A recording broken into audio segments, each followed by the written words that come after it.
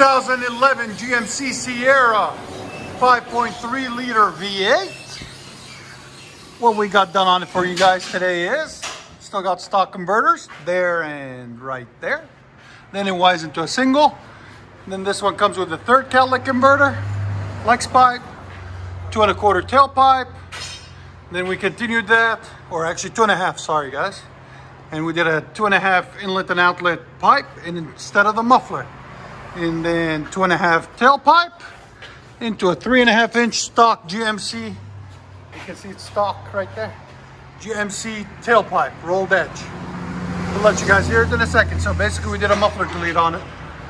Hope you guys like it.